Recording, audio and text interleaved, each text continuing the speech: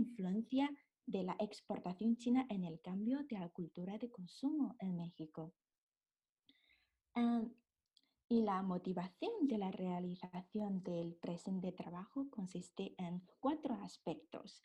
En primer lugar, haremos un estudio de la exportación de China a México a largo plazo porque la literatura existente sobre su relación comercial se limita al análisis de las historias de éxito, digamos, como la prosperidad del comercio interoceánico entre Asia, América y Europa en la época colonial y el crecimiento significativo del comercio entre China y América Latina posterior a 2001 con la apertura económica de China.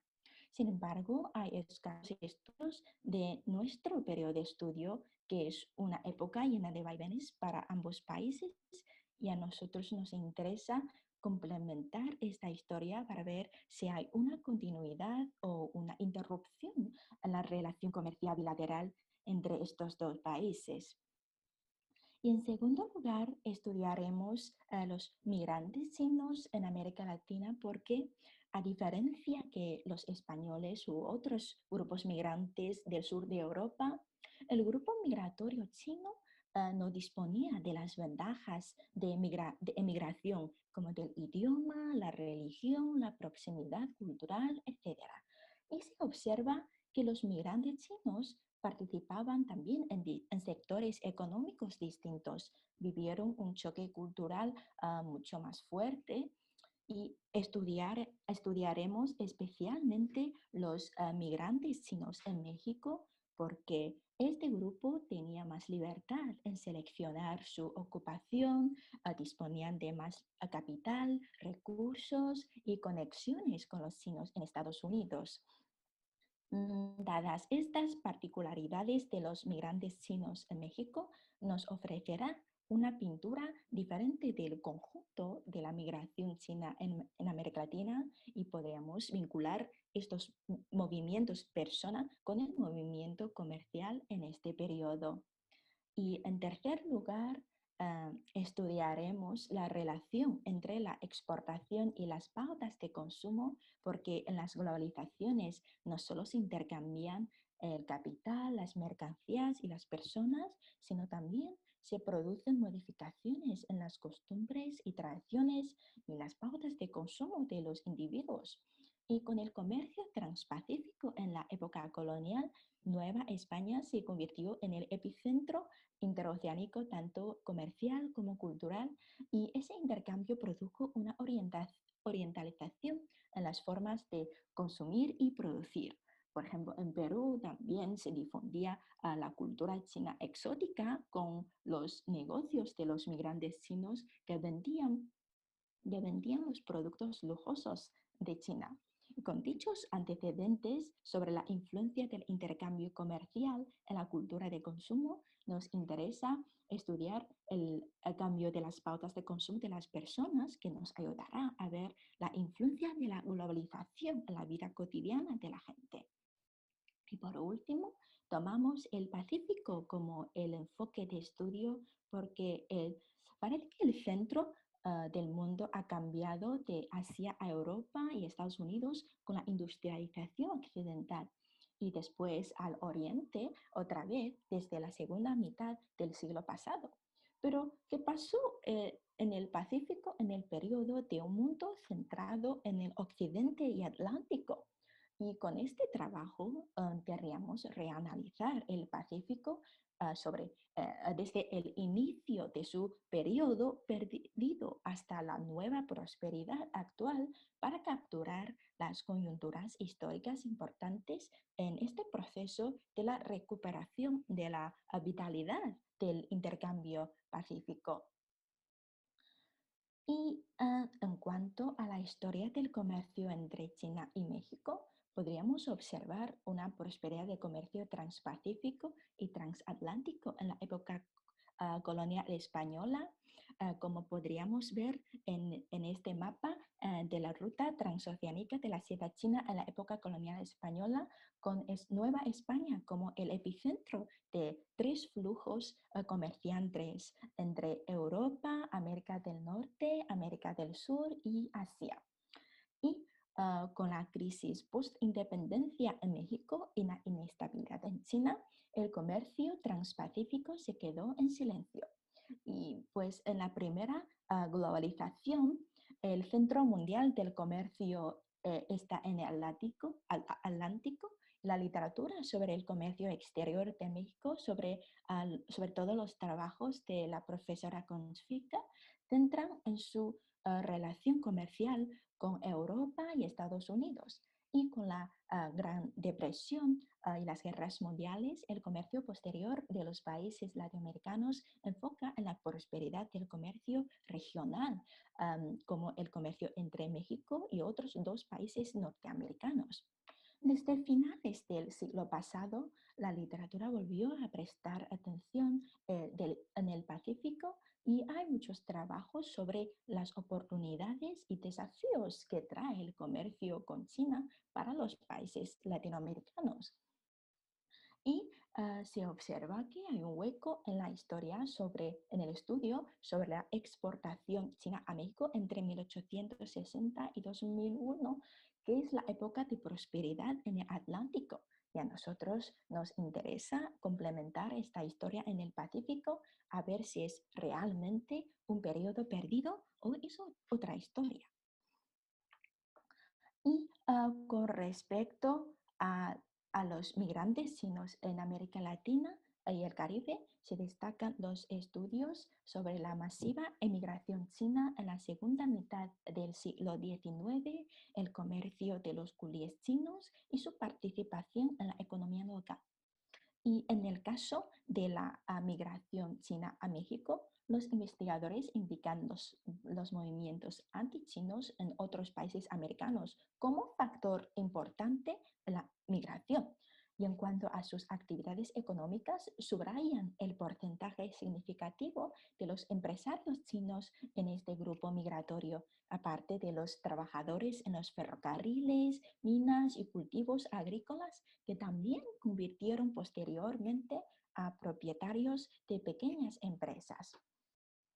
Con respecto a la relación entre migración y comercio, con el estudio de distintos grupos migratorios, los autores indican los vínculos de los migrantes con el país de origen que facilitan el comercio internacional. Y en el caso de los chinos en México, los investigadores también recalcan la importancia de las conexiones familiares, la red económica transnacional de los chinos con sus paisanos en otros países y las asociaciones de la comunidad china en sus actividades económicas. Sin embargo, los trabajos enfocan principalmente en la influencia de la cooperación china entre sí en sus negocios locales en el lugar de destino. Y a nosotros nos interesaría investigar la función de los chinos en promover el comercio internacional entre el país de destino y de origen. Y en cuanto a la cultura de consumo, los investigadores destacan la importancia de las transiciones económicas y los intercambios internacionales de la vida cotidiana de la población y las formas de consumir de una sociedad. En los trabajos del comercio transoceánico en la época colonial española se observa la influencia significativa de la exportación de los países asiáticos en la pauta de consumo orientalizada tanto en América como en Europa, y nos interesa ver esta historia posterior a la independencia de los países latinoamericanos con las nuevas oleadas de globalización e intercambios con China, también con la aparición de nuevos productos en la cesta exportadora de China y la llegada de los migrantes chinos en México. Y en cuanto a las fuentes, pues para la exportación de China a México, de momento ya disponemos de los datos posteriores de 1962 a 2010 con los productos clasificados con el estándar de comercio internacional Y la tarea que estamos haciendo ahora mismo es recopilar y reconstruir la serie de exportación china a México entre 1860 y 1962, para lo cual utilizamos los datos anuales de exportación con la cantidad y el valor de los productos, de los materiales históricos de las aduanas marítimas de China, es Chinese Maritime Customs. um, y también tomaremos como materiales complementarios los datos del comercio exterior por parte de México, para complementar los datos del comercio. Y aquí están una captura, imagen de captura de las fuentes de Chinese Maritime Customs que utilizamos. Y para ver la influencia de migración en la exportación, tenemos disponibles los datos de los migrantes chinos en México en nuestro periodo de estudio en las fuentes primarias del censo de INEGI y las fuentes secundarias de los trabajos de Hutehard y Xu. Y utilizaremos otros materiales compilados para estudiar la evolución de los negocios chinos en la sociedad local, las asociaciones socioeconómicas de la diáspora, influencia en el comercio bilateral entre ambos países. Um, y pues en cuanto a la estructura y metodología, en el primer capítulo sobre la evolución de la exportación de China a México entre 1860 y 2010, revisaremos primero los trabajos sobre las estadísticas del comercio tanto de China como de México antes del 1960 para ver la fiabilidad y limitaciones de las fuentes primarias y secundarias. Y en segundo lugar, reconstruiremos los datos de exportación china entre 1860 y 1962, los combinaremos con las estadísticas existentes posteriores a 1962. Haremos el ejercicio de convertir los datos del comercio de precio corriente a constante y con la tasa de crecimiento anual acumulativo veremos la evolución a largo plazo. Y junto con los datos de la importación de México podríamos ver también el cambio de la importancia de China en la importación mexicana. Y después, para ver las características cualitativas de la exportación china a México, clasificaremos los datos anteriores a 1962 y analizaremos la evolución de la composición sectorial de la exportación china a México y el cambio de la participación de las 5 principales partidas en el total de la exportación china a México. Por último, encararemos una discusión sobre la relación entre los cambios en el comercio y las políticas económicas de ambos países. Y en el, y en el siguiente capítulo sobre la influencia de la migración en la exportación, haremos primero una revisión bibliográfica para contextualizar la historia de la migración china a México.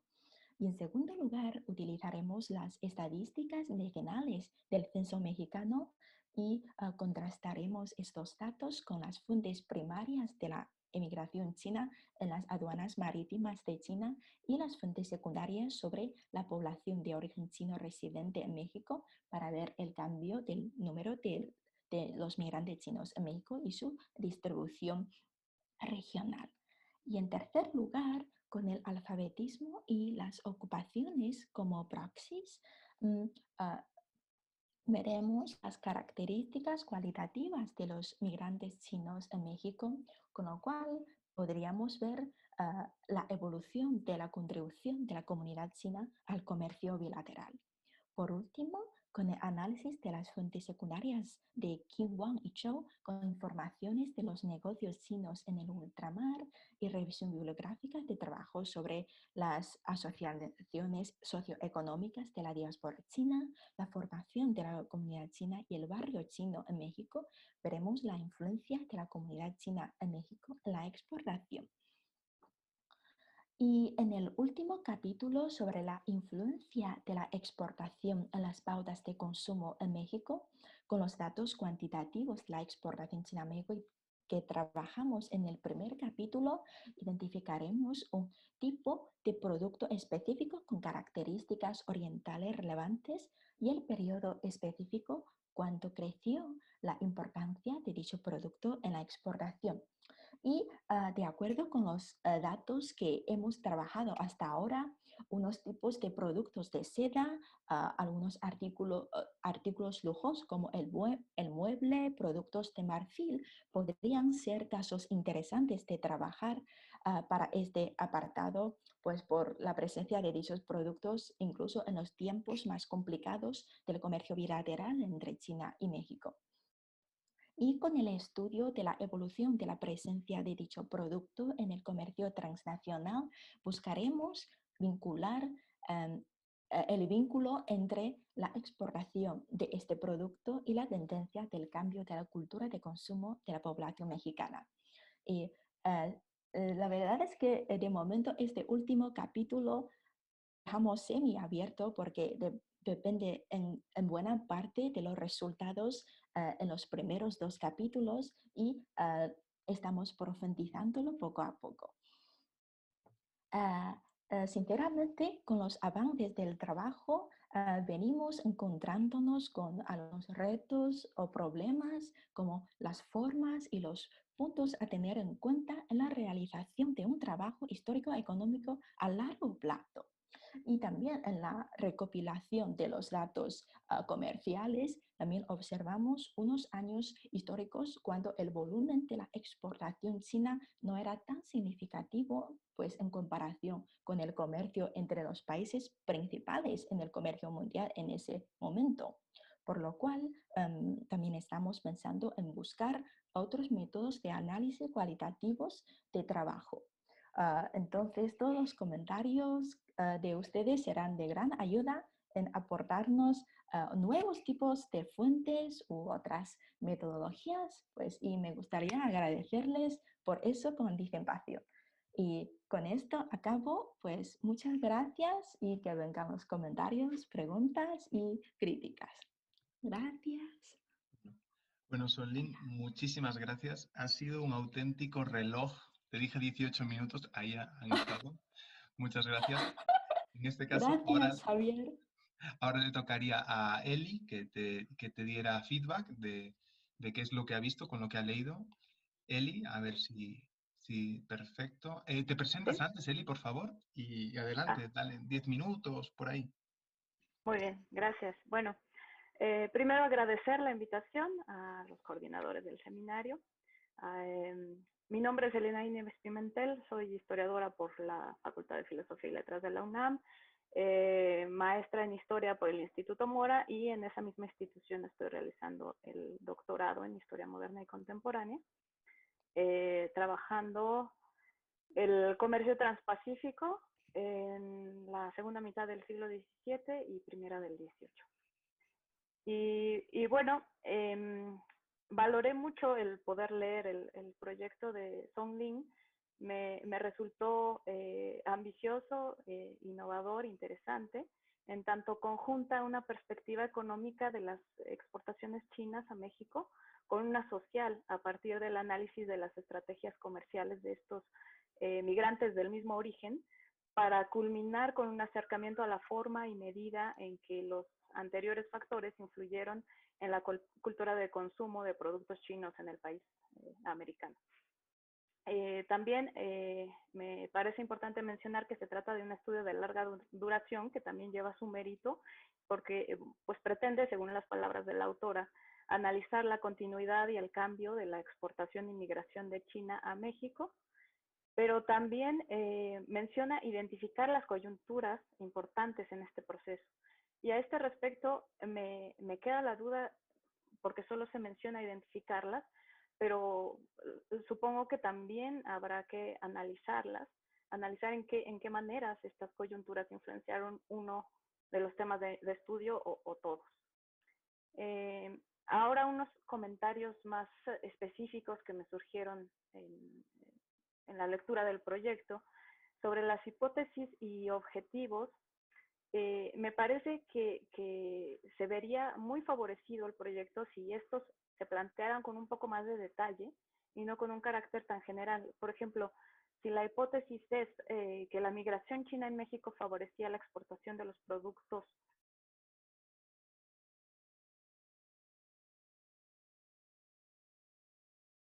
y ellos mismos importaban los productos o de qué mecanismos se valían.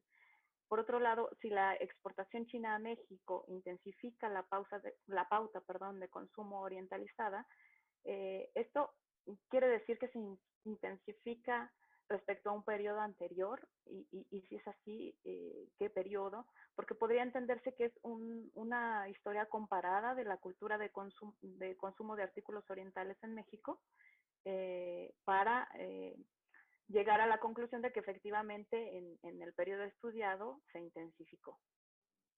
En los aspectos teóricos, creo que ayudaría mucho a la claridad si los conceptos son definidos desde un principio, sobre todo aquellos conceptos trascendentales sin los cuales no se puede entender el proyecto como globalización. Se retoman conceptos concebidos por otro autor, se cita a Debye con la coexistencia de globalización dura y blanda, o Adobado, Affin y Giraldes, pero creo que es importante saber desde dónde escribe la autora, cuál es su posicionamiento al respecto. Y el estado de la cuestión se vería bastante enriquecido, en mi opinión, si se incluyeran más trabajos provenientes de los países estudiados. En la bibliografía veo muchos textos escritos en China, pero no tantos desde México, y esto ayudaría mucho a profundizar en el análisis de cuestiones como la economía de cada país en los diferentes momentos que abarca el periodo de estudio. Es decir, qué producía cada una de estas naciones, qué exportaba China y qué importaba México, así como tener en cuenta, porque no es mencionado realmente en el estado de la cuestión, la legislación en materia comercial. Por ejemplo, no se menciona el modelo de sustitución de importaciones en el caso mexicano. Sobre el monopolio comercial en los siglos XVI a XVIII, que viene expuesto en este estado de la cuestión, pues se retoma la conclusión de que existía un monopolio en Nueva España. Pero, bueno, no se trata de que Songlin se especialice en este comercio, pero que sí que tenga una idea general del funcionamiento de él. Entonces, poder especificar que este monopolio era detentado por los mercaderes de la Ciudad de México. Y al respecto te recomendé, todo esto te lo escribí en el proyecto y que ya te envié por correo. Te recomiendo leer, por ejemplo, los trabajos de la doctora Guillermina del Valle sobre estos mercaderes y el control que ejercían sobre el comercio transpacífico, porque justo usé el verbo detentar, porque según la legislación en la materia, la corona buscaba evitar el monopolio de los mercaderes mexicanos. Para el comercio exterior mexicano se cita a Sandra Kunz, lo cual es excelente, por supuesto, pero también valdría la pena revisar otros trabajos.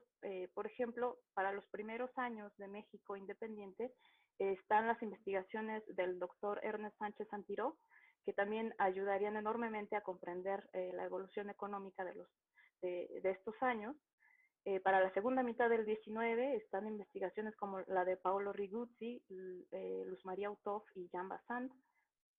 Y esto me lleva a otro punto, porque en cuanto al comercio, la revisión historiográfica comienza desde el antiguo régimen, pero no así con la inmigración, y también hay trabajos que pueden servir a este respecto, como los de Débora Oropesa, Rubén Carrillo o María Elena Otamishima. Es un libro, de hecho, que editó el Colmex. Y estos abarcan desde el siglo XVI. Y sobre la cultura del consumo, También valdría la pena revisar el trabajo de Marcello Carmagnani en las Islas de Lujo o incluso del doctor Antonio Ibarra para el caso de la audiencia de Nueva Galicia. En general, en el estado de la cuestión, creo que hace falta un poco más reflexionar sobre la forma en que la historiografía revisada hasta el momento ha incidido en la investigación. Por ejemplo, se incluyen trabajos sobre la emigración catalana a América y española a Argentina específicamente, pero no se especifica si estos son tomados como referentes metodológicos, porque de ser así, habría que pues explicar la metodología que aplicaron estos autores y cómo se va a trasladar a la investigación que está llevando a cabo Song Lin.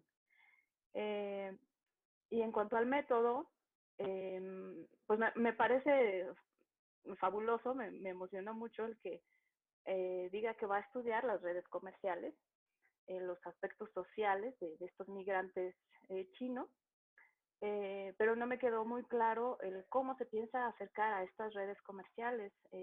Por ejemplo, no veo nada citado sobre teoría de redes. También va a analizar las ocupaciones de los migrantes chinos en México, pero esto me hace preguntarme si se contempla también ocupaciones informales, bueno, como el comercio informal, pues que en México tiene un índice altísimo. Y en el caso de la cultura de consumo, bueno, ahora en la presentación me quedó un poco más claro porque en el proyecto habla de un solo producto, pero supongo que va a identificar varios productos, analizar las circunstancias en las que aumentó la demanda y así poder observar tendencias, tanto en el tipo de productos como en los consumidores. Y bueno, finalmente, de acuerdo con el índice propuesto, los subtítulos, creo que hay muchos más objetivos e hipótesis que las 3 que yo leí. Por ejemplo, al final, casi al final se menciona que la evolución de la cultura material en el continente americano no es un cambio de europeización a orientalización, sino un transcurso de una orientalización para las clases altas al principio, por lo exótico de los productos chinos, a otra orientalización, dirigida a las masas por la gran difusión y la baratura de los bienes asiáticos con el desarrollo del tráfico y el comercio. Y este me parece un aspecto importante que debería ser planteado también como una hipótesis, es decir, que estas hipótesis le hagan justicia a lo ambicioso que resulta tu proyecto. Pero muchas felicidades, me gustó. Eso sería todo. Eli, muchísimas gracias, de verdad, por tu muy buena lectura y, bueno, y por tu río de fuentes que acabas de soltar. Creo que está muy bien. Song Lin, si quieres, tienes 5 minutos si quieres contestarle a Eli, si quieres comentarle algo, por favor. Sí. Hola, Eli. Muchísimas gracias por los comentarios. La verdad que los comentarios y las preguntas y también la bibliografía, las referencias me serán de gran ayuda, como sobre todo la bibliografía del comercio entre China, entre Asia y Nueva España en el siglo XVI y XVII, pues como referencias para contextualizar el comercio. Y en cuanto a algunas preguntas, por ejemplo, sobre la hipótesis, pues sí, en la hipótesis como parece muy general, como favorecía, sin embargo, en el apartado de las estructura y metodología, pues este favorecía, sería a través, se trabajará a través del mecanismo de evaluar por ejemplo, el alfabetismo y las ocupaciones de los migrantes chinos, que serían indicadores para evaluar sus características cualitativas. Por ejemplo, si las personas tienen un nivel de educación mayor, tendrán más recursos sociales, económicos para tener para establecer esta red comercial bilateral.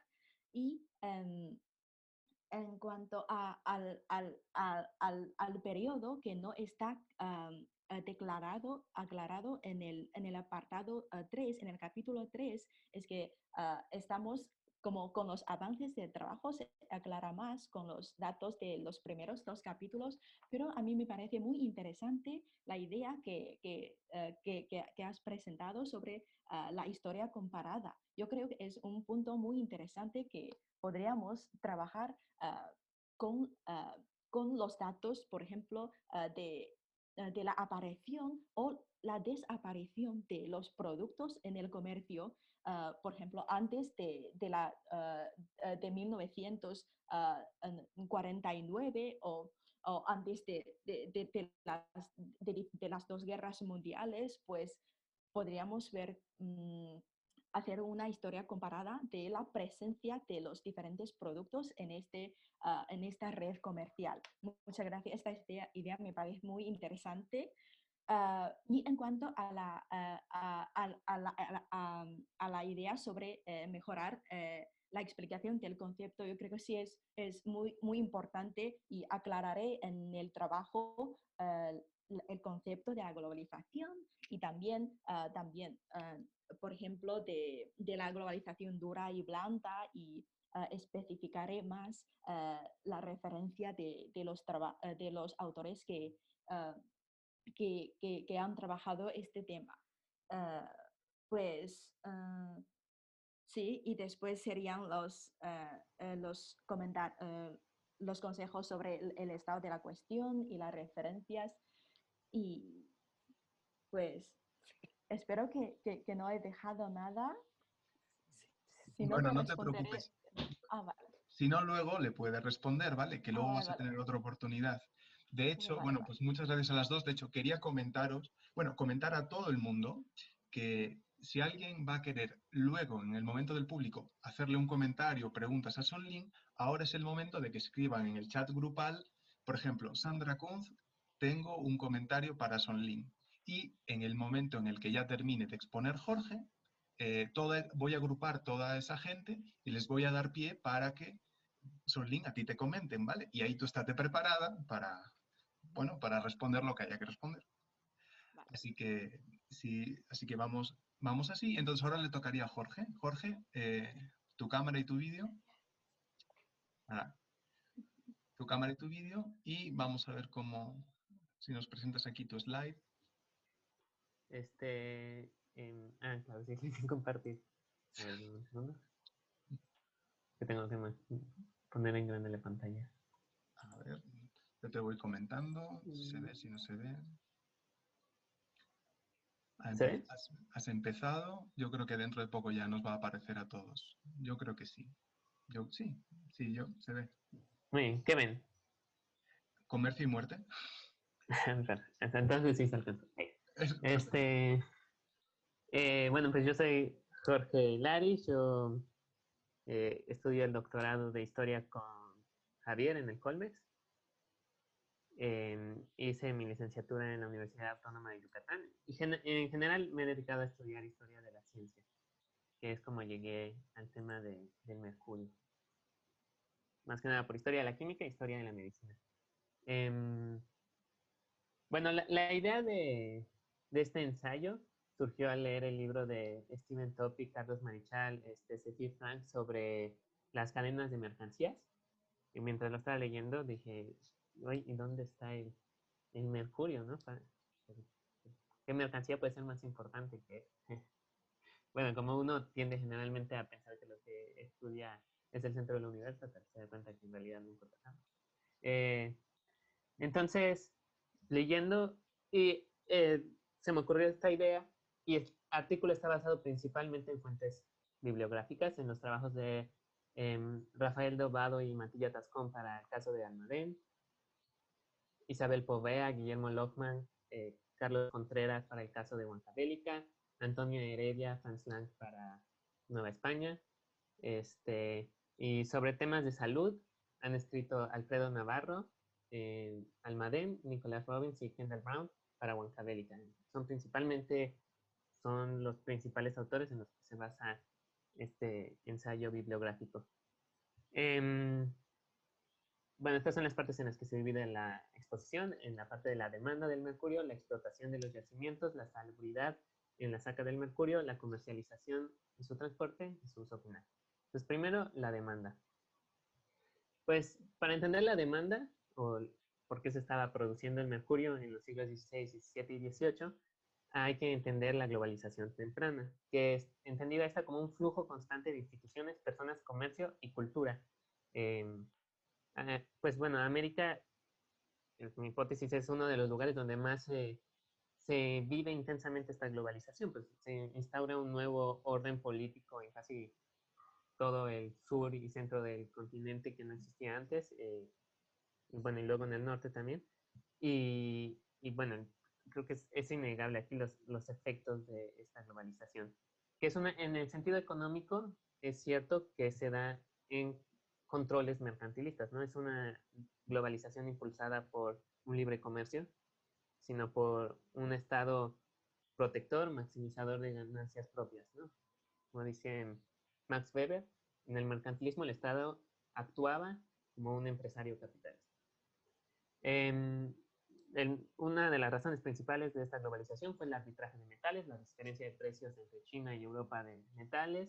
También está la agencia de las élites americanas, que con su deseo de enriquecerse, pues buscaban actividades económicas en las cuales adentrarse.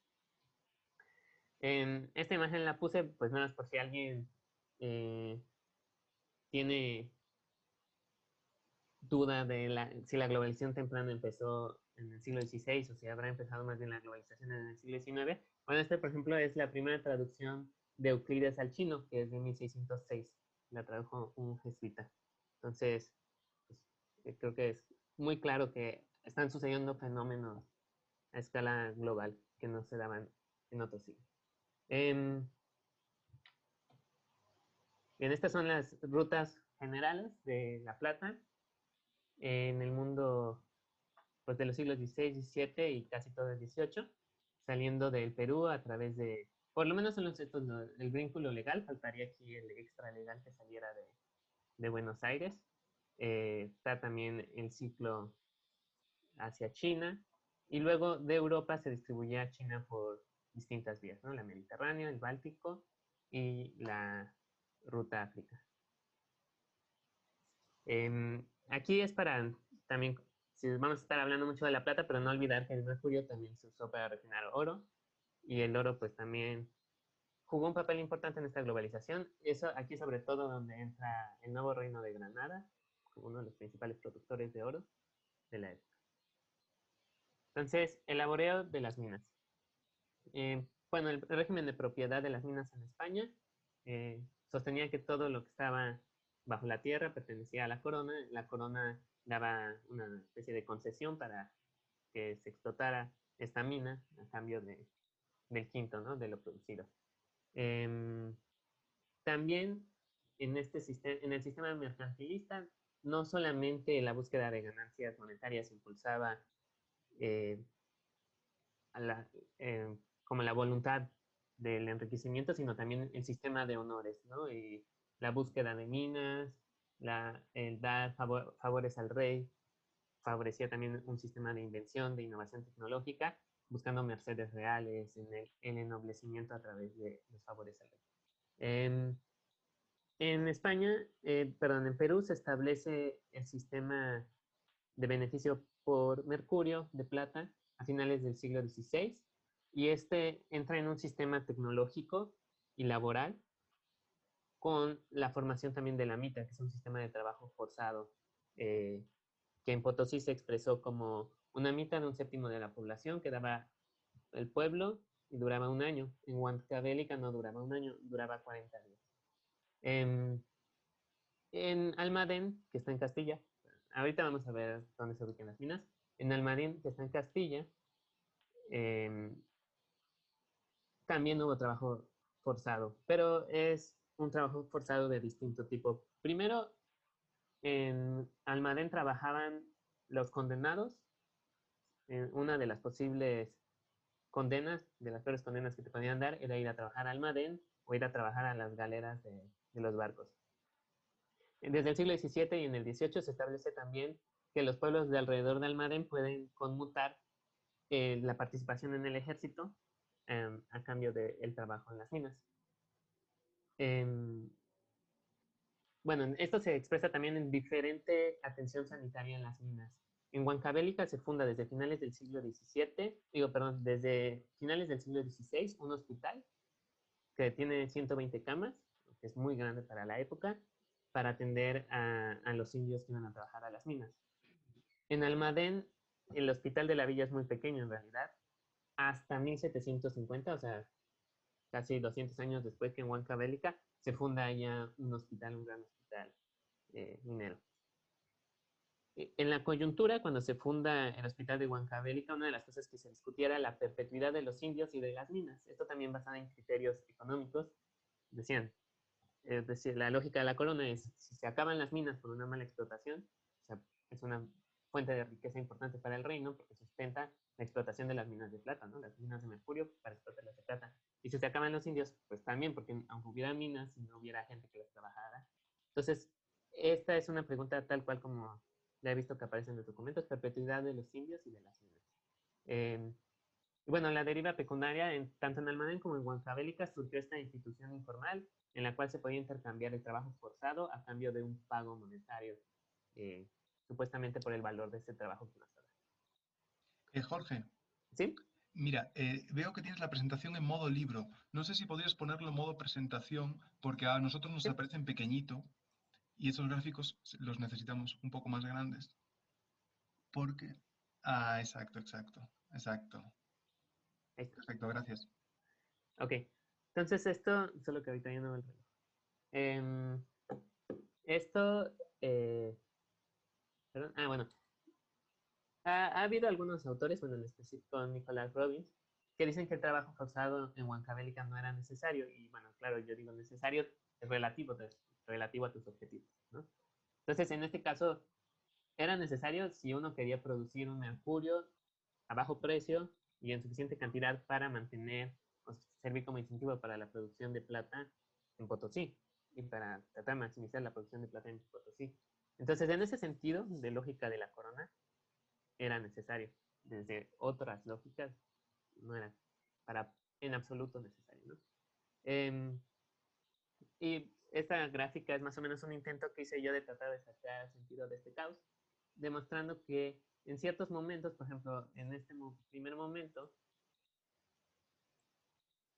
en el momento A, se prohíbe la explotación subterránea de Huancavelica por razones de salud y hay una caída sustancial en la producción. Aquí en este segundo momento se redujo la cantidad de mitallos a la mitad. Bueno, perdón, no a la mitad, de un séptimo de la población a un noveno. También hubo una caída en la población. Aquí es el gobierno del virrey Monclova, que él era un poco reticente a colaborar con la mitad.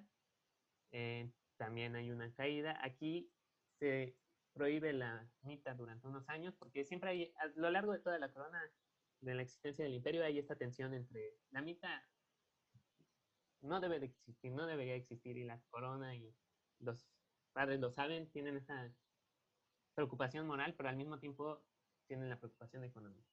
Y bueno, en rojo puse yo unas cosas que desmienten que no todas las caídas en la producción se deben a relaciones con la mita. Por ejemplo, aquí se han sucedido cosas como derrumbes, principalmente el H del final.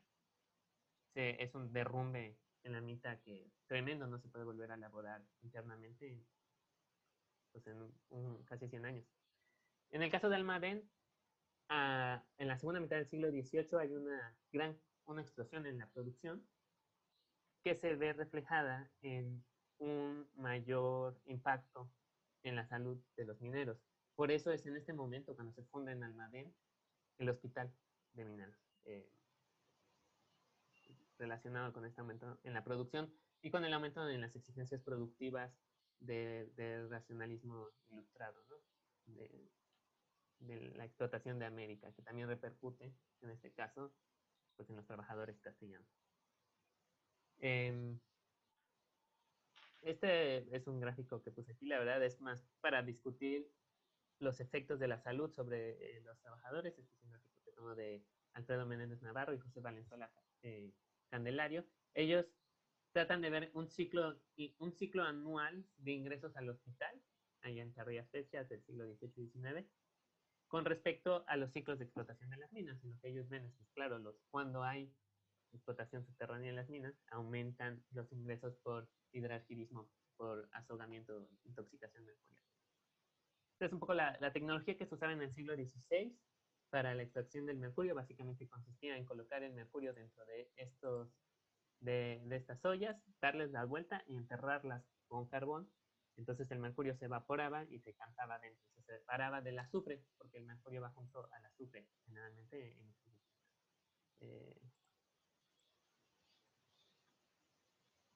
ya se quedó ahí la cosa. Bueno, en fin. En el siglo XVII, un médico de Huancavelica inventa este sistema de refinación,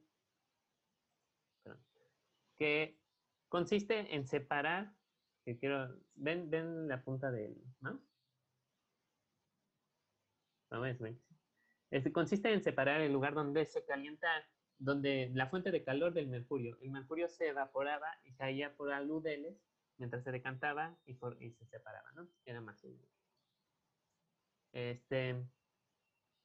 Bueno, ahora vamos a hablar del comercio.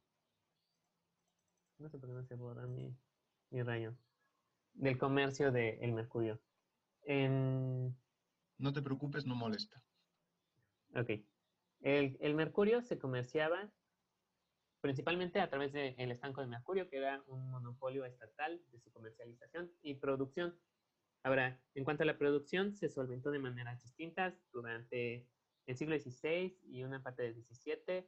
En Almadén se puso como asiento a los fúcares. Los fúcares explotaban la mina y a cambio de unas retribuciones.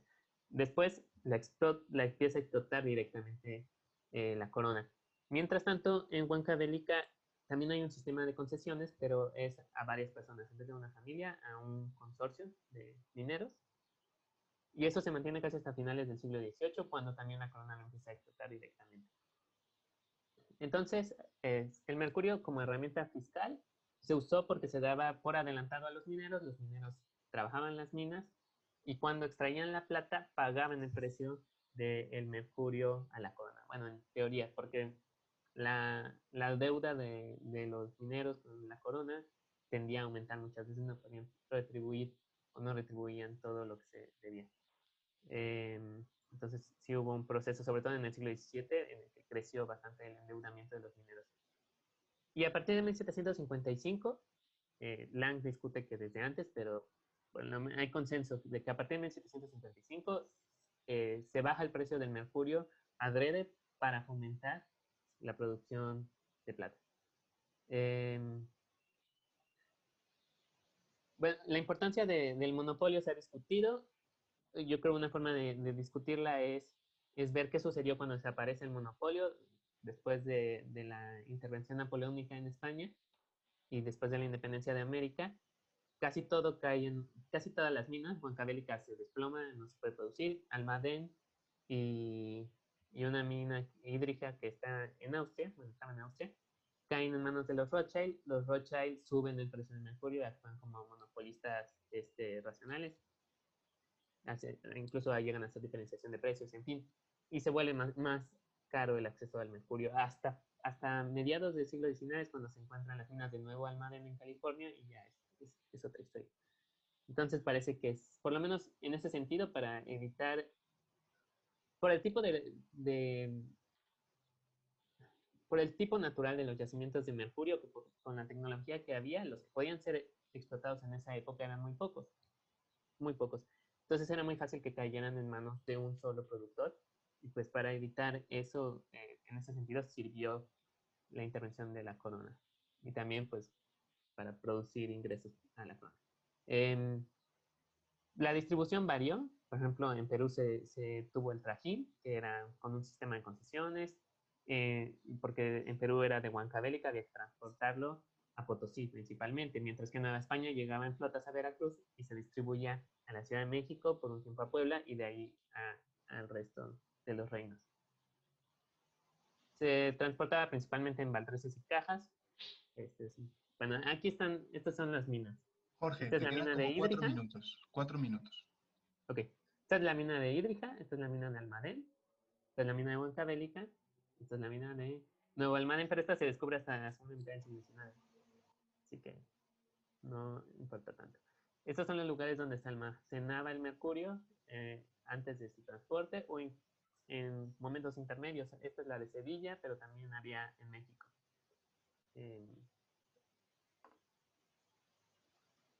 Esta es la distancia que había que recorrer, más o menos, dependiendo de las distintas rutas, saliendo de Huancavelica, que es este punto, para llegar al puerto y luego traerlo a Potosí. También luego, a partir de la segunda mitad del siglo XVII, se inaugura una ruta terrestre. Para ponerlo un poco en perspectiva, pues aquí un mapa de España. Entonces, vamos, se puede ver un poco más o menos la perspectiva de la distancia. El uso del mercurio, pues fue en la refinación de la plata. Casi toda la plata, bueno, una parte mayoritaria de la plata de estos siglos en América se benefició por amalgamación, o sea, por mercurio, pero la fundición siguió siendo muy importante. Había que moldear el mineral y luego llevarlo a las haciendas de beneficio, donde se hacían estas piscinas de mercurio, se echaba el mineral, ahí había una serie compleja de reacciones químicas, de donde salía la plata. Estas haciendas son del siglo XVIII y XIX, pues vemos que son casi verdaderos complejos industriales, ¿no? Que alguien ha querido decir que había una pues, revolución industrial pues, a la mexicana, ¿no? Puede ser, no sé. Eso se puede debatir, pero ciertamente son haciendas muy impresionantes. Estos caballos están revolviendo la masa con el mercurio y el mineral, que también durante 200, 300 años fueron personas las que revolvían. De hecho, aquí hay una persona. Esta es una foto, obviamente, de siglo XIX. Esta es la soguería, es donde se guardaba el azogue en las haciendas. Aquí se ponía el mercurio y se golpeaba para sacar el exceso. Entonces, ¿cómo se quitaba el exceso, el mercurio para recuperarlo y reutilizarlo? Y finalmente, estas como conclusiones, más bien quería yo invitar a una discusión, que son un montón de puntos, pero la idea general es que del siglo XVI hasta la actualidad, se ha tenido conciencia del impacto negativo del mercurio en el organismo humano. Eso me tendrán que creer, pero en verdad que en el siglo XVI lo sabían. Una de las principales justificaciones para la explotación del mercurio desde el siglo XVI ha sido que es lo mejor para la república, es decir, para la república, para el común, para toda la gente. La propiedad pública sería la traducción tal cual. O la nación en el siglo XIX, porque fomenta el desarrollo económico y da trabajo a la gente. Y en verdad que los argumentos del siglo XVI no son tan distintos a los de siglos posteriores. Pero claro que había unos daños a la salud y daños a las poblaciones expuestas a la contaminación mercurial. También ligado a la minería siempre hubo conciencia de los problemas de deforestación. Si uno lee el libro del siglo XVI de Georg Agricola sobre la minería, es muy interesante. En la introducción tiene una discusión sobre por qué se debe hacer minería y tiene argumentos contra los críticos de la minería y uno donde parece muy actualizada la discusión. A mí me encantó. Bueno, hoy en día, claro, a las viejas preocupaciones ambientalistas se junta algo nuevo, que es una preocupación por la macroecología del globo, que eso sí, definitivamente no existía en el siglo XVI. Irónicamente, a pesar del advenimiento del republicanismo y del liberalismo y de todo, pues la mayor incorporación de mercurio a la atmósfera y a la biosfera ha sido en los siglos posteriores a los que yo he estudiado, ¿no? Entonces, estas son algunas gráficas que muestran la cantidad de mercurio en el ambiente. Y pues en el siglo XX explota verdaderamente esto. Y sería todo. Bueno, pues muchísimas gracias, Jorge. De verdad, a mí tus preguntas siempre me parecen súper sugerentes, ¿no? Y por ejemplo, lo de poner la imagen del tipo con los caballos ahí pisando el mercurio, pues es que es genial. Bueno, ahora le tocaría comentarte a Guillermo, a ver qué nos comenta, ¿vale? Mismo, perfecto. Guillermo, tienes 10 minutos. Muchas gracias. Muy bien, muchas gracias, Javier. ¿Se me escucha y se me ve bien? Perfecto, estupendo. Bueno, pues lo primero de todo, gracias a todos los participantes en este web seminar y sobre todo gracias a ti, Jorge, por tu trabajo y enhorabuena por el mismo. Me parece un trabajo, sobre todo, que tiene unas amplísimas perspectivas de futuro, ya que es un trabajo que recoge, creo, una gran cantidad de ideas de interés. Como aspecto positivo del trabajo también me gustaría reflejar que de alguna forma en el enfoque que haces, muy particular en micro, ¿no?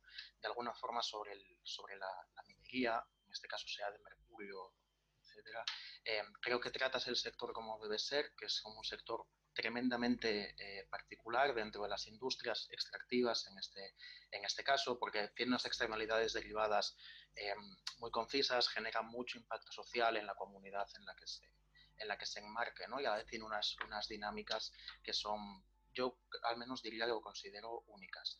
Me parece muy sugerente también el enfoque que haces de cadena. Es un marco de estudio que a mí personalmente me interesa mucho. Las cadenas de valor, en este caso, ¿no? La cadena comercial, digamos, creo que tiene muchísimo recorrido este enfoque y permite tener una visión de conjunto sobre los temas que se tratan o sobre los sectores o productos tratados, que es muy interesante. Y a la vez me parece que recoges muy bien y a un nivel de nuevo micro y muy bajado a tierra, de manera transversal a todo el trabajo, hay un enfoque institucional que me parece muy interesante. Una vez, bueno, he destacado estos puntos que me parecía primordial destacar antes de entrar a hacerte algunas sugerencias personales sobre el trabajo. Eh, de estos 4 puntos positivos, yo tengo una sugerencia, un comentario general, y es que me parece que todos los aspectos positivos que tiene este trabajo podrían estar muchísimo más explicados, o sea, más explotados, perdón. Y creo que podrían dar lugar a investigaciones parciales mucho más concisas y mucho más profundas sobre el tema. Mi sensación al terminar de leer el trabajo es que me parece que contiene un montón de ideas con muchísimo recorrido que están tocadas quizá de una forma muy superficial. Y a mí me parece que tenía la sensación de que era un trabajo de potenciales trabajos, ¿no? Y sobre esto quiero intentar hacer algunas sugerencias un poquito más concisas sobre el trabajo, intentando ajustarme al tiempo que tengo. En primer lugar, a mí me parece que el objetivo del paper, del artículo tal y como está planteado, es poco claro, o al menos es poco ambicioso, y creo que se debería concretar un poco más. Entiendo que abre de alguna forma, o lo que se intenta es explicitar un marco muy descriptivo, porque entiendo que hasta ahora no está estudiado, o has intentado eh, poner dentro de una visión de conjunto segmentos que estaban estudiados individualmente, pero aún así yo al menos no he encontrado una hipótesis muy clara detrás de todo el trabajo, ni de partida, ni un supuesto de validación, y tampoco he encontrado un marco de debate, digamos, en el que se enmarque este trabajo, ¿no? No he terminado de ver una aportación muy clara, bien desde la historia industrial, bien sea desde la historia medioambiental o desde los propios niveles de vida, y por eso digo que quizá hay puntos en los que en estos debates hay puntos del trabajo en los que bien profundizados se podrían enmarcar mucho mejor. Igualmente me parece que la mención a la metodología y a ese marco de las cadenas comerciales es muy interesante, pero simplemente aparece citada. Se cita y luego desaparece del texto. Creo que sería mucho más interesante y enriquecedor que la explicitaras con muchísimo más detalle. También uno para intentar enmarcar ese trabajo, contextualizarlo, y creo que enriquecería mucho esa visión de conjunto, ¿no? Otras de las cuestiones de fondo que he identificado es que, y creo que me provoca todavía más dudas después de tu presentación. Claro, a mí el paper me tenía de alguna forma un aire un poquito más sectorial. Creo que el papel de la minería en el paper está mucho más trabajado, mucho más centrado. Sin embargo, creo que en tu presentación le has dado mucha importancia, o hasta más importancia, digamos, al mineral en sí mismo que a la actividad que lo explota, ¿no? Y yo aquí tengo una duda muy importante, y es que tal y como está planteado en el trabajo, no estoy seguro de que el factor tóxico del mineral en cuestión tenga un peso tan diferencial en este caso de estudio, ¿no? Creo que hay una balanza en la que yo simplemente lo puntualizo por si te puede resultar interesante, ¿no? Creo que llega un momento en el que se debería considerar un doble enfoque dentro del sectorial y el mineral en sí mismo, y tener muy claro qué quieres que pese más en esa balanza. Por lo tanto, se le podría o restar peso, digamos, a esa toxicidad o reorientar el trabajo y centrarlo muchísimo más en ese impacto, ¿no?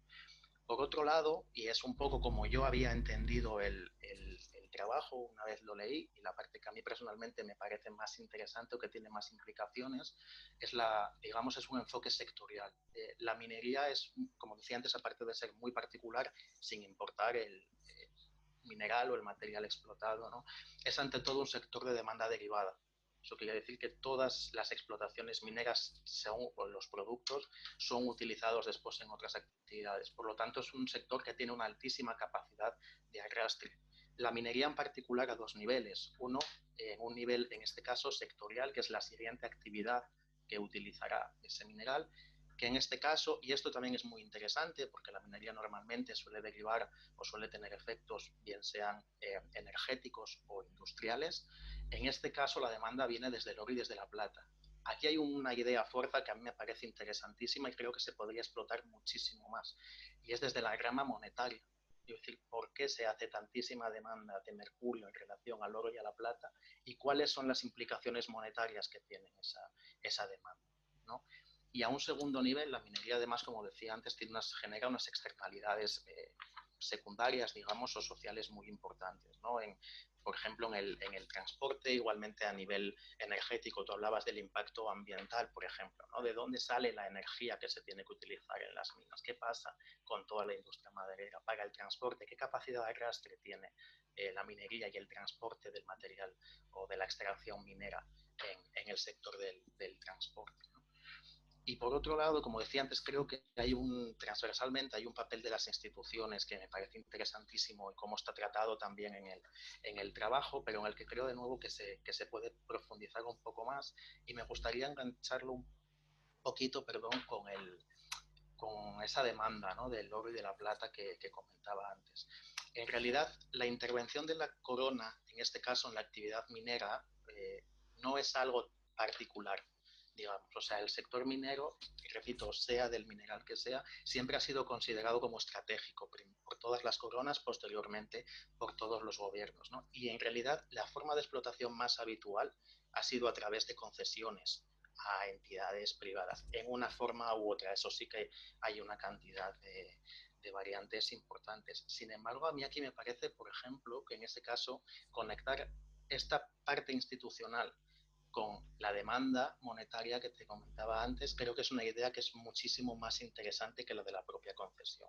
Quiero decir, ¿qué réditos sacaba realmente la corona monetario de estas explotaciones? No tanto como el nivel de concesión o su intervención en el propio sector.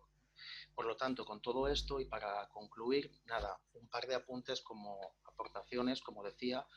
Creo que en el texto hay varias ideas que son muy buenas y me parecería mucho más interesante profundizar en ellas que esta visión de conjunto. Creo que se termina perdiendo un poco el foco, ¿no? Por un lado, me parece, solamente por dar dos ejemplos, muy interesante, como digo, esta perspectiva institucional que yo intentaría reorientar hacia otro lado. Y por último, las externalidades sectoriales que te mencionaba, ¿no? Y los encadenamientos, tanto desde los sectores, en este caso, vuelvo al oro y a la plata, etcétera, que demandaban mercurio, como los impactos sociales y en otras actividades que tenía la actividad minera de esta actividad. Nada, muchísimas gracias por el trabajo. De verdad, creo que tienes un tema muy interesante con un recorrido larguísimo, y felicidades. Y esto es todo, Javier. Gracias. Gracias a ti. Jorge, adelante. Pues sí, estoy de acuerdo con las observaciones. Ciertamente, pues como dices, la explicación pues es de manera general, el ensayo es general e intenta hacerlo de alguna manera, porque creo que lo que trato de ver es que se ha estudiado mucho el tema desde distintas perspectivas, de los distintos reinos, también como de estudios muy localizados, localizado en Castilla, localizado en Nueva España, localizado en Perú, pero luego también en el tiempo, ¿no? El estudio de Lange es siglos XVI, XVII en Nueva España. El estudio de Heredia es Nueva España, primera mitad del XVIII. Povea es en el momento de la ilustración en maquiavélica. Robbins más desde la perspectiva de la salud, pero él sí abarca los 3 años. Brown también más como centrado en el siglo XVIII. En fin, Dobado y Menéndez también se centran en el siglo XVIII. Entonces, como que es un poco, la inquietud era, ¿cómo podemos juntar todo esto en un artículo que sintetice más o menos los principales puntos de lo que se conoce?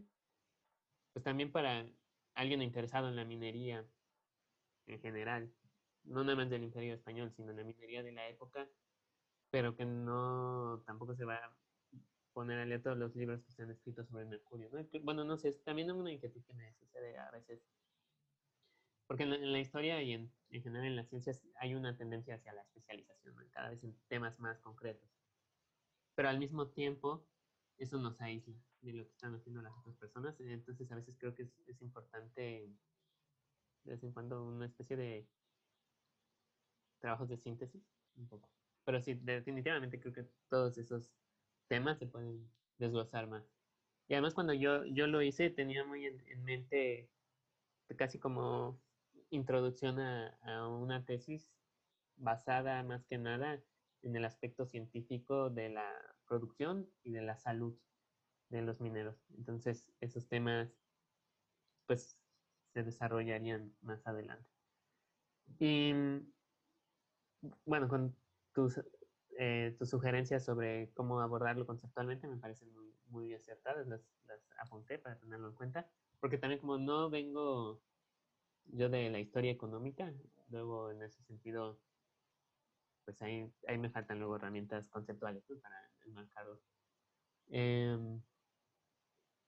Y sí, bueno, el rédito monetario que sacaba la corona, eso también ha sido muy discutido porque parece que por momentos no ganaba mucho en realidad del control del mercurio, dependiendo del tiempo en el que se vea, a veces parecería que sale perdiendo, endeudándose, los mineros no le están pagando, pero al mismo tiempo siempre se entendía que era necesario para la producción del oro y la plata, ¿no? Y esos eran el sustento de las Indias. Y hay varios virreyes que en diversos momentos escriben que sin mercurio se pierde el reino, ¿no? Porque sin mercurio no hay minería y sin minería nada va a atraer a los españoles aquí. Por lo menos a una buena parte de los españoles, ¿no? Siempre habrá misioneros y así, pero no a otros que le interesaban también en la corona que estuvieran metidos. Entonces, sí. Pues muchas gracias por los comentarios. Gracias. Bueno, pues perfecto. Pues muy bien, hasta aquí la parte de los ponentes y los comentaristas. Muchísimas gracias a todos. Bueno, a partir de aquí ya entraría el asunto del público. Ya ha habido gente que me ha comentado que va a querer preguntarle a Sonlin y a Jorge. Entonces, empezaríamos por las preguntas de Sonlin. Antes de nada, os recomendaría lo siguiente. En la parte de arriba a la derecha hay un botón que pone vista. Yo os recomendaría que pusierais vista de galería para que pudierais ver a todos los que están participando en gran medida. Y invitaría a todo el que quisiera que encendiera su cámara, aunque no encienda el micrófono, para que esto sea modo reunión y sea un poquito más amigable. Empezando por los comentaristas y demás, os lo agradecería mucho. Y bueno, y entonces, pues ir comentando. Empezaríamos con Sonlin. Sonlin, yo he visto ya que tienen interés en comentarte Aurora. Aurora Gómez, Sandra Kunz y Xavier García. Entonces, bueno, pues si alguno quiere ir empezando, por favor.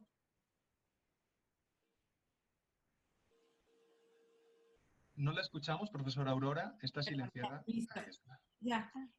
No, me parece muy importante el trabajo que estás haciendo, muy necesario. Y solo tengo algunas recomendaciones bibliográficas que si me mandaras tu correo o a través de Javier, como quieras, te las podría hacer llegar también a través de eso. Una es, bueno, esto que ya se ha hablado de, creo que sí debes de situar, digamos, este periodo en relación al anterior, porque, bueno, al menos hasta 1814 que hubo el comercio con México a través de la NAO y Filipinas, pues como que, digamos, mi impresión es que hubiera un gran comercio que después cayó y después vuelve a resurgir, ¿no? Entonces, no sé, como que esa sería algo interesante que pudieras plantear, esto que comienzas en 1860, ¿cuál es su contexto? Y para eso hay una tesis de Yuko Nakamura que hizo en el Colegio de México, que es sobre la importación y mercado externo en la Nueva España, hasta de 1767 a 1810, y allí vienen datos como muy concretos de qué productos se importan a México. Entonces, ahí te podría, o sea, es una tesis como de 1000 páginas, pero tiene fuentes buenísimas sobre los productos concretos. Eso por un lado. Y después, recientemente, y esa tesis te la puedo mandar de un muchacho de la UNAM que hizo una tesis sobre los bancos, sobre todo los bancos que no tenían una concesión, o sea, bueno, cierto tipo de bancos. Y él ahí habla de una compañía bancaria de tranvías, WACJIC, en Coahuila, que hizo un inmigrante que se llamaba Can Yu Wei, que se exilió por sus ideas políticas y después estableció una compañía bancaria chino-mexicana que fue financiada, digamos, varios chinos, tanto de Estados Unidos como de México, lo capitalizaron y principalmente le daba negocio, digamos, trabajaba con la comunidad china empresarial. Entonces, creo que esa es una fuente interesantísima para abordar este asunto de los empresarios chinos en el norte de México. Entonces, eso te lo puedo mandar, ahí pudieras tal vez rastrear más. Y en base a eso también te diría que tanto la inmigración como el comercio y la importancia de los chinos en México está sobre todo en el noroeste de México. Bueno, esto es en Coahuila, ¿no? En el norte. Pero todavía más en el noroeste. Entonces, tal vez la información de México es como más centrada en el país o en la Ciudad de México, no te dé tanta información y habría que pensar incluso en recurrir a archivos o a bibliografía concentrada en esas regiones. Entonces, creo que, y además te digo, mi familia emigró también al noroeste de México en el siglo XIX y sus datos de inmigración no existen en los registros centrales. O sea, había mucha inmigración que no, digamos, sobre todo la que sucedía en lugares lejanos al centro, la que no venía a través de Veracruz, que no se, digamos, como que tal vez era informal o no se registra, no sé, ¿no? Pero es por eso que sé que hay como muchos faltantes y que tal vez no vas a encontrar en los datos oficiales gubernamentales la importancia de esa inmigración y nada más para que lo tomes en cuenta. Vale. Muchas gracias, muchísimas gracias. Después, Entonces, si me mandan algún, no sé, Javier, o si tú me mandaras para que le mande esta tesis a la que me refiero. Sí, le escribiré después para pedir la bibliografía y las fuentes. Muchísimas gracias. O le compartes a mi correo. Ajá. No hay problema. Profesora Kunz, adelante, adelante. Sí, gracias. Bueno, pues muchas gracias, Song Lin y Jorge Laris. Me dio mucho gusto escuchar sus presentaciones, las dos muy interesantes. No voy a comentar la de Laris porque ya tuve ocasión de escucharla en alguna vez y la comentamos ampliamente. Pero con Song Lin, que me ha parecido muy interesante su investigación, hay una convergencia muy clara con un artículo mío que salió este mes, en Historia Mexicana, acaba de salir la semana antepasada, en Historia Mexicana, que se llama precisamente El comercio de México con Oriente, 1821-1900. Entonces, yo creo que le va a ser muy útil. No es una convergencia de las malas, es una de las buenas, que creo que le dará ideas, le dará fuentes. Bueno, mi video a veces desaparece, no se preocupen. Pero la idea, además yo me hago cargo de Oriente, de un conjunto llamado Oriente, porque no siempre es posible distinguir a China de entre los países de Asia que comercian con México, ¿no? Entonces, para evitar ese problema y para nada más retomar la línea que se había seguido en la historiografía colonial con la NAO de China, que en realidad también trae productos de Asia, de todo Oriente, ¿no? Es que yo hice este trabajo. Pero lo que me parece interesante es, por un lado, discutir un poco cuál es el criterio por el cual usted cómo justifica el inicio de su investigación en 1860. ¿Por qué 1860? Uno hubiera pensado, por ejemplo, que una razón válida sería la adopción del peso mexicano en China en 1857, ¿no? A lo mejor. O si se trata de una cuestión de la relación con la migración, bueno, el inicio de la construcción de ferrocarriles en México en un periodo posterior. Pero en 1860 no sé qué pasa que hace que tenga algún interés trabajar el tema a partir de ese preciso momento. Como usted muy bien dijo, yo creo que hay fases de larga duración en ese intercambio. Y yo creo que un aspecto muy interesante de su tesis será identificar cuáles son los factores que activan o desactivan esa relación, tanto comercial como migratoria. No me queda tan claro que el comercio esté impulsado por la migración. No lo está en el periodo colonial y en el siglo XIX. Yo me concentro sobre todo en el periodo 1820-70, pero llego hasta finales del siglo XIX y lo que noto es un declive creciente provocado por la competencia de los productos europeos, sobre todo ingleses, estadounidenses, franceses, con las sedas y los algodones que antes se traían de China. Entonces el comercio se queda concentrado en un grupo más pequeño de productos que son especias, cerámica, ¿no? Ciertos artículos muy definidos, exóticos, que se traen de Oriente, ¿no? Eso por un lado. Habría que entonces identificar los factores que están impulsando la migración, digo, el comercio. Yo no veo 1857 en ese sentido como un hito, tampoco veo la migración como un hito, porque cuando empieza la inmigración china a México no hay un crecimiento del comercio, al contrario, es una fase descendente. No sé si usted ya tiene una idea de cómo va a evolucionar el comercio y cuáles son los ciclos de larga duración, digamos, que se pueden identificar, pero esos dos aspectos en el siglo XIX no los veo operando.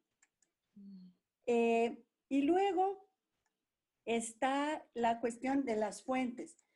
Usted tiene fuentes fantásticas, que son las de China, que yo no he podido ver. Yo estuve trabajando para el siglo XIX con fuentes de Gran Bretaña y de Estados Unidos, en donde descubrí, después de conocerlas desde hace muchos años, descubrí que hay una sección de reexportaciones en donde se desglosan las reexportaciones, a veces por producto, y entonces uno puede adivinar su origen. Por ejemplo, si dice nanquins, pues uno sabe que vienen de China. No hay ningún otro lado donde se hagan los nanquins, ¿no? No siempre es posible identificar con precisión el origen, porque a veces, por ejemplo, dice algodones y uno no sabe si vienen de China o de la India, o sedas, uno no sabe si vienen de China o de la India, pero cuando dice con toda precisión el nombre del producto, sí se puede hacer. Entonces, esa es una fuente, es la principal fuente con la que yo he reconstruido el comercio en el siglo XIX, que le recomiendo mucho consultar. Son las estadísticas oficiales de comercio de Gran Bretaña y de Estados Unidos, y en estas estadísticas la sección de reexportaciones por producto, ¿no? Y luego hay una cuestión, una dimensión regional que ya mencionaba Aurora, que es muy importante y que se puede rastrear desde la perspectiva de los reportes consulares. Entonces, usted puede consultar cónsules ingleses ubicados en Mazatlán, San Blas, en la costa pacífica mexicana, que es donde se centraba la mayor parte del comercio. Pero bueno, tendría muchas más cosas que comentarle. No quiero robar demasiado tiempo, pero me parece que hay una obvia afinidad entre lo que usted hace y lo que yo estoy haciendo, y a lo mejor valdría la pena que siguiéramos platicando un poco sobre esto, sobre su investigación. La felicito mucho, Sonia. Ay, muchas gracias. Perfecto. ¿Xavier? Perdone, Javier, respondo después, ¿no? Sí, exactamente. Vale, Apunta todo gracias. esto y respondes. Sí, gracias. Sí, bueno, perdón, yo básicamente la había puesto ahí, pues los había entendido que las escribiéramos. Era preguntarte, Sonlin, si sabes cómo vas a establecer ese vínculo entre inmigración y comercio. Perfecto. No sé si alguien más va a querer comentarla a Sonlin. Yo tengo una pregunta, Sonlin, que también que hacerte, y es acerca del asunto si has contemplado la importancia del puerto de San Francisco como lugar de reexportación. En el caso, había mucho más tráfico en el Pacífico desde Oriente a San Francisco, y es probable que San Francisco hubiera reexportaciones, ¿no? La profesora Sandra Kuhn te lo ha dicho, que desde las fuentes se puede ver. Pienso si a lo mejor tú has pensado en que ese punto, a lo mejor las relaciones directas México-China puede verse en las fuentes que a lo mejor dices, no, es que no hay, no, seguro que había. Y tú mismo has escrito el caso de migrantes chinos de California que se vienen a México y montan negocios, ¿no? Entonces, las redes ahí son importantes. Entonces, te pregunto si te plantearías mencionarlo, no darle algo importante, pero sí mencionar el papel de Estados Unidos como reexportador de productos chinos. Yo que trabajo La Plata, es un asunto muy evidente el papel de Estados Unidos como intermediario entre La Plata mexicana que iba a China.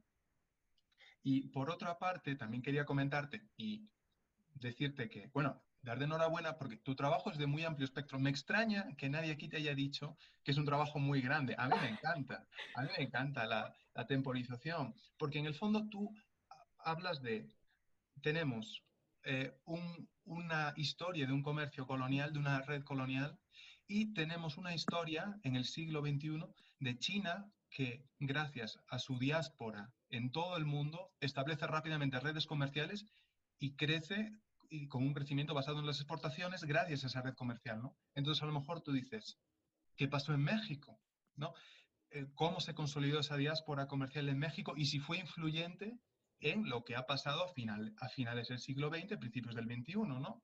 Entonces, a mí eso me parece interesantísimo. Y entonces, claro, te animo a que sigas en ello y que muy bien, de verdad, que me ha encantado. Si quieres responder a todo esto. Vale. Gracias. Bueno, primero, gracias a la profesora Aurora Gómez por la bibliografía. Le escribiré después para las referencias y también de las fuentes. Y después, muchísimas gracias a la profesora Sandra, que he leído mucho también de ella. Y en primer lugar, sobre el problema del inicio del periodo de 1860, a mí me parece muy interesante es que me ofrece la profesora otro punto de perspectiva como de la construcción de ferrocarriles en México. La verdad es que antes me he centrado más en este punto de periodo porque es el año de, es el año, en ese año China abrió su puerta al mercado mundial por su pérdida en la guerra de la Segunda Guerra del Opio, por lo cual seleccioné este como inicio, como el año del inicio del periodo de estudio. Pero yo creo que, como también, como me ha comentado Eliani, creo que tendría que leer mucho más sobre la historia de México para como aclarar mejor este inicio del periodo, no solo desde la perspectiva de China. Y en cuanto a las fuentes, la verdad, la verdad es que muchísimas gracias por las informaciones sobre, sobre las fuentes, las estadísticas comerciales oficiales de los países, por ejemplo, de Gran Bretaña, de Estados Unidos. Pues es que ahora mismo estoy trabajando los datos del comercio en China y es que en ese momento las aduanas de China están bajo el control de Gran Bretaña, por lo cual podría ver que hay muchas exportaciones de China a Hong Kong. Sin embargo, ahora no he consultado los datos de Gran Bretaña, que seguramente están los datos de Hong Kong, por lo cual los datos de reexportación de Gran Bretaña y también, como lo has dicho, Javier, de Estados Unidos, como el puerto de San Francisco, seguramente consultaré estas fuentes para complementar los datos que trabajaré. Y también me parece muy importante consultar las fuentes de los reportes consulares de las regiones del norte, del este o cerca o del estado de Baja California, de México. Creo que tendrá muchas informaciones interesantes para ver la influencia y las actividades de los migrantes. Y esta pregunta precisamente corresponde con lo que querría responder a Xavi, que me ha preguntado sobre cómo vincular la relación entre la migración y el comercio.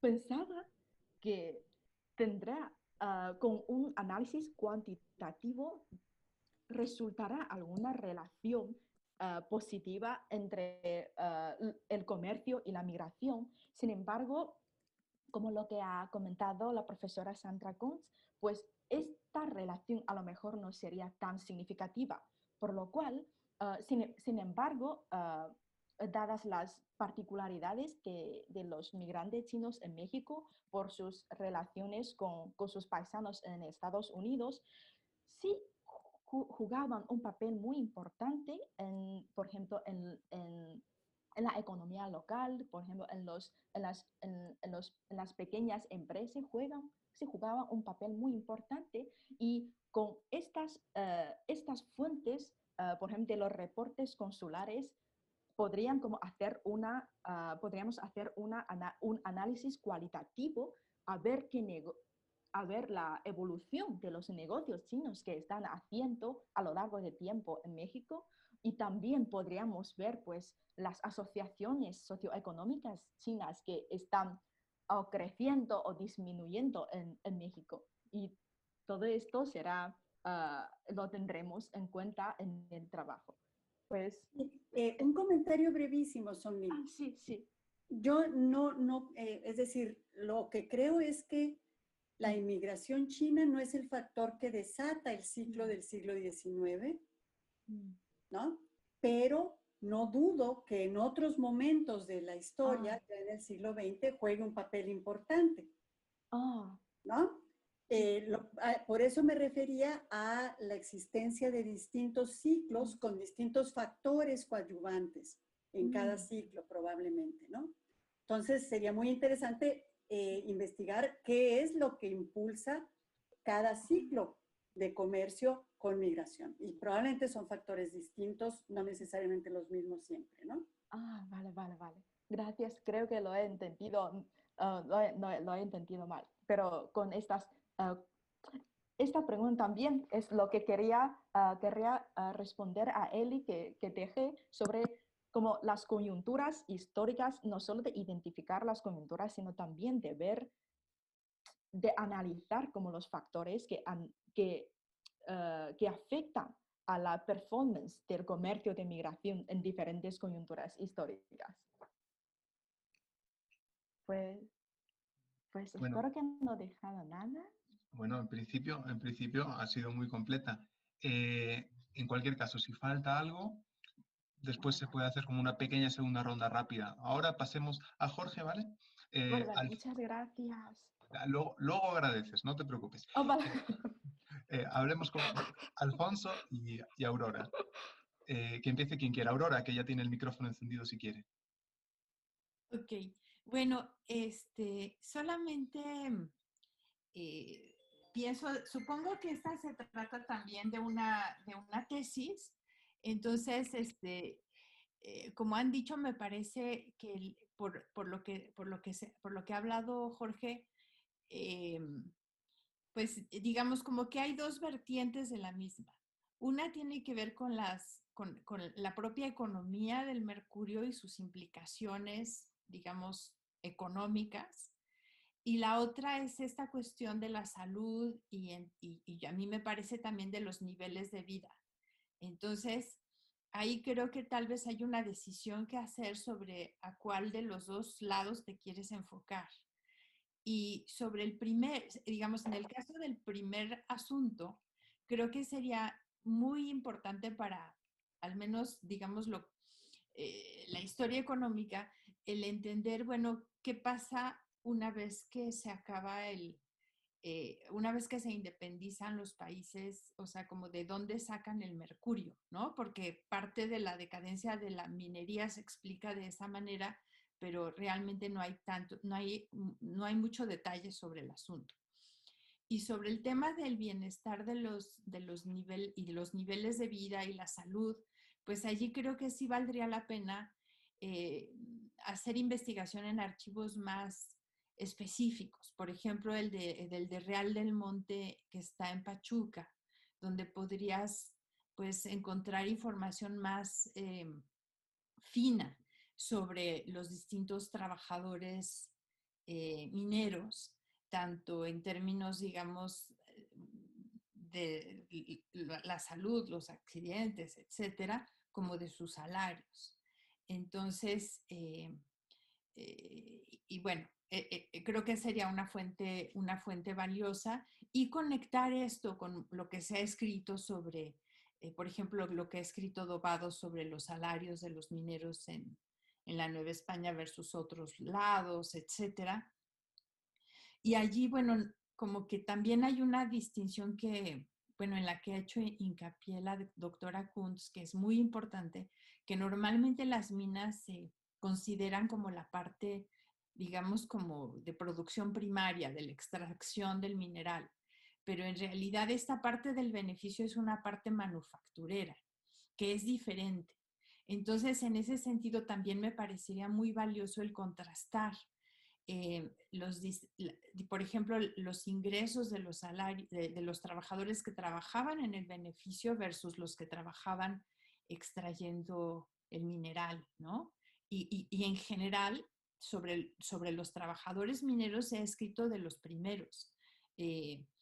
Vamos, todo lo que yo he leído tiene que ver más bien con los primeros, salvo algunos trabajos que se han hecho en el Potosí que sí tienen que ver sobre la parte del beneficio. Pero, digamos, esta parte, digamos, más social, laboral, de niveles de vida y de salud, se ha explorado muy poco sobre los trabajadores que están en el ámbito del beneficio del mineral y bueno, me parece que es muy valiosa.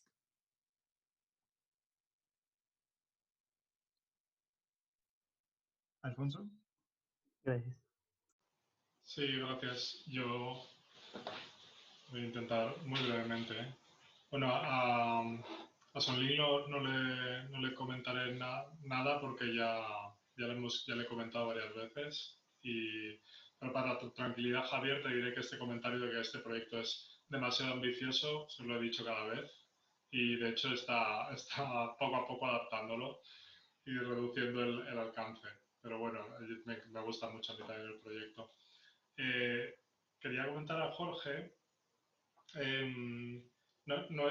no soy un especialista, todo este servirá poco lo que te diré, pero es verdad, bueno, tenía un poco una impresión parecida a la de Guillermo cuando te escuchaba, en el sentido de decir, no me quedaba muy claro cuál era el foco, cuál era el interés real, el interés específico del trabajo, ¿no? Entonces me faltaba como un poco la pregunta o el foco que formaba el centro de tu interés y que de alguna forma motivaba y daba sentido a todo en la presentación general que nos has hecho. Y, y bueno, me parecía entender que querías plantear un trabajo que mirara un poco la globalidad del sistema del mercurio, que es en sí muy interesante y que probablemente falte porque, como tú decías, la bibliografía es posible que esté excesivamente compartimentada por periodos y lugares, ¿no? Pero he entendido que más bien te inclinas hacia el ámbito médico y científico, lo cual también tiene evidentemente un interés indudable. Y únicamente quizá, bueno, estaría bien dar ese... Dependiendo un poco de si esto es un texto que vayas a publicar en sí mismo como aislado del resto de la tesis o no, pero estaría bien dar siempre ese enfoque para que la audiencia sepa un poco en el contexto de que se mueve este texto de presentación general o de introducción general. En todo caso, mi pregunta, mi comentario es más bien una pregunta que contradice un poco lo que ha dicho Guillermo sobre el tema, y me parece, para tu interés científico y médico, me parece muy interesante la alternancia o la existencia de dos regímenes de explotación diferentes, el de concesión y el de explotación directa, en varias de las minas, tanto en Huancavelica como en Almadén. Y me preguntaba, esto es una pregunta que te quería hacer, ¿en qué medida tú crees que puedes explotar las diferencias entre estos dos regímenes, tanto desde el punto de vista científico como específicamente desde el punto de vista médico y de las condiciones de vida? Si crees que esto podría constituir, porque es un gran tema el tema del régimen de explotación entre concesión privada y explotación directa, y tiene muchísimas dimensiones hasta la edad contemporánea, evidentemente. Entonces me gustaría saber si crees que tú lo puedes explotar las diferencias entre los dos regímenes desde el punto de vista de las implicaciones en el ámbito médico, en el ámbito científico, o crees que no es una vía con posibilidades. Esta es un poco mi pregunta.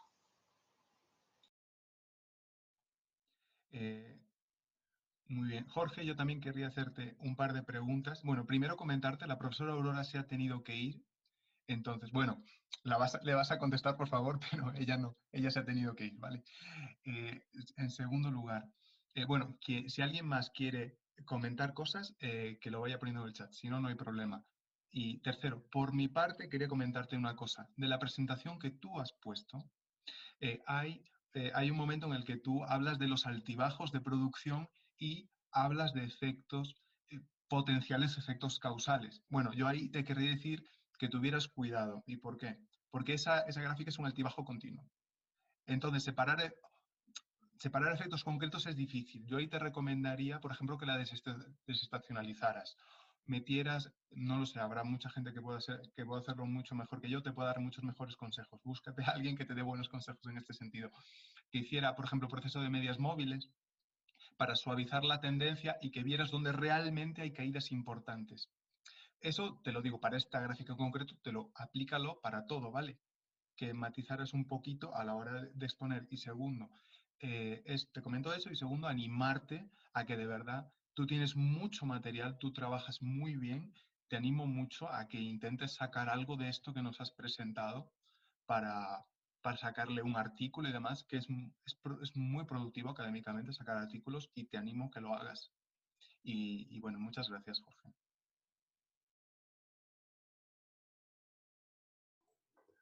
Bien, gracias por los comentarios. Pues sí, bueno, creo que un poco lo que decía Aurora. Yo al principio, cuando estaba pensando en la tesis, pensaba hacer alguna especie de historia total, por ejemplo, alrededor del mercurio. porque decía, sí, hoy en día es difícil hacer una historia total, hay tantas variantes, pero tal vez si me centro solo en el mercurio, se pueda ver en su totalidad en la problemática. Pero ingenuo yo, luego el resultado que no, entonces he tenido que, como le pasa a Songui, he tenido que ir acotando mi tesis más y más, ir cortando por todos lados, concentrándome en temas más específicos. Y yo creo que es algo natural, o sea, salvo ya alguien que lleve muchas décadas estudiando un tema y lo conozca bien, pueda identificar claramente cuál es el problema, ¿no? Pero en un campo historiográfico. Pero cuando uno está planteando un problema que además, por ejemplo, yo del mercurio, pues la verdad no sabía nada antes de entrar al doctorado. Entonces, cuando uno va planteando su problema, pues empieza con ciertas ideas de cómo está la problemática y solo cuando uno va investigando más y más se va dando cuenta de lo que hay, lo que no hay, lo que falta. Entonces, creo que es natural. Siempre se recortan y se cambian en los proyectos, ¿no? Y en ese sentido, sí es un tema que me interesa mucho. Al final me he concentrado más hoy en día en el campo específico de el desarrollo de la ciencia vinculado al mercurio. Entonces, cómo se puede estudiar la revolución científica, que empieza siglo XV al XVIII, en el campo de la medicina y la química, vinculada al uso y aplicaciones de mercurio y las ideas sobre la materia. Pero sí, en origen ese era como mi proyecto, ¿no? Igual, ambicioso, imposible. Este, y bueno, me había preguntado Aurora qué pasaba con el mercurio cuando se independizan los peces. Yo había puesto originalmente un apartado sobre eso, porque originalmente escribí hasta cuando se termina de beneficiar la plata por mercurio, que es en el porfiriato, cuando llegan otros métodos. Y entonces sí abarcaba el siglo XIX, y ahí hay unos artículos interesantes escritos por Herrera y otras historiadoras eh, sobre el monopolio de los Rothschild, del mercurio en el siglo XIX, los problemas de distribución del mercurio después de la independencia de Nueva España, y se va pintando un panorama interesante. Igual es una materia inexplorada, pero hay suficiente material para trazar una idea muy general. Eh, eh, Sobre lo del régimen de explotación, pues desde el punto de vista científico y médico no sé qué tanto se puede haber una diferencia. Yo diría que sobre todo con respecto a la mitad, eh, porque que es algo que se ha criticado desde el siglo XVI a la mitad, que como la mitad era un sistema de trabajo forzado en el que no eran esclavos los indios, ¿no? Ellos trabajaban un tiempo en las minas y se regresaban a su pueblo y ahí eran vasallos libres, ¿no? Del rey. Pero, pero al mismo tiempo, como no eran esclavos, su salud a largo plazo no preocupaba tanto al capitalista. No era parte de su capital el trabajador. A diferencia de un esclavo que ya gastaste en comprarlo y tienes que mantenerlo vivo, el mitayo, pues la verdad es que lo que pasaba después de que se regresaba a su pueblo no inconvenía, si acaso como tragedia de los comunes, sí inconvenía al común de los mineros, porque se disminuía a largo plazo la población indígena, incumbía también a la corona y a la iglesia y a las propias comunidades, por supuesto a los afectados de la salud directa, pues los destruía, pero no se repercutía directamente en el empresario que lo obligaba a trabajar, ¿no? Entonces, sí parece que el sistema de la mitad en ese sentido, con todos los intentos que hubo de hacerlo lo más un trabajo forzado, digamos, lo más humanitariamente posible, que no fueran esclavos los indios, que se cumplieran con ciertas cosas, al mismo tiempo quitó incentivos a los explotadores mineros para cuidar la salud. Y eh, sobre el caso de la explotación directa e indirecta, pues sí es un caso muy interesante el de Almadén, porque tenemos 4 casos distintos. Primero, siglo XVI y primera mitad del XVII, en Almadén, los júcares la explotan por concesión. Y de 17 y 18 la explotación es de manera directa por la corona. Entonces ahí se puede ver en la misma mina como estos dos sistemas. Luego en Huancavelica, pues la explotación es, pues sí, con concesión, pero a un consorcio que se renueva y hay cierta rotación de los miembros de este consorcio y que daba, cada vez que se renovaba el contrato, pues daban, había muchas tertulias políticas ahí por qué familia entraba a la nueva explotación y cuál quedaba fuera y que si estos entraron porque son parientes del gobernador y estos no, porque quién sabe qué, eso siempre estuvo.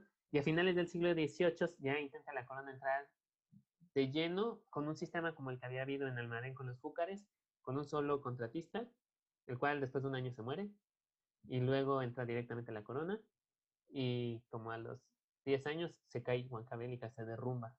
Y entonces hay un sistema de explotación que sobrevive todo el siglo XIX, le llaman el de, pues, con payaqueadores, ¿no? Entraban las personas de la comunidad, sacaban piedras por sus propias cuentas en inversión de gran capital, y eso lo llevaban a refinar.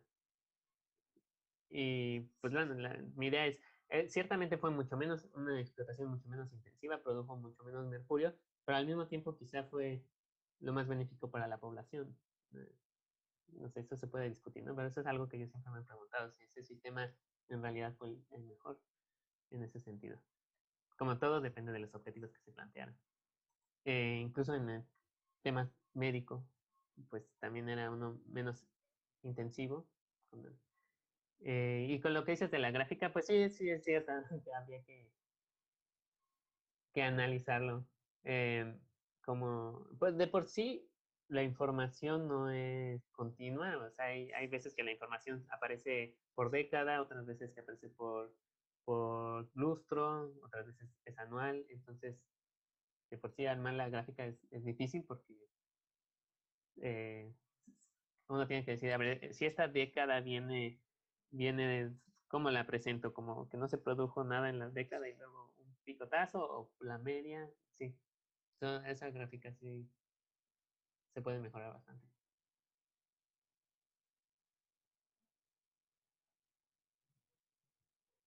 Creo que estás en silencio. Perdona, Guillermo, ¿querías participar un minuto?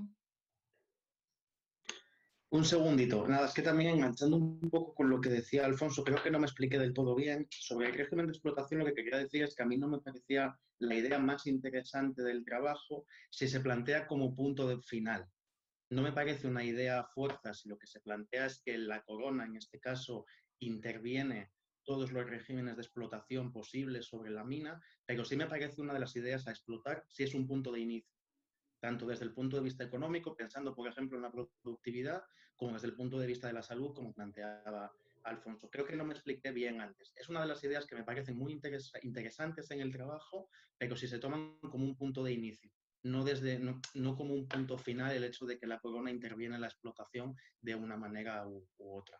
Solamente eso, porque creo que antes no me expliqué del todo bien.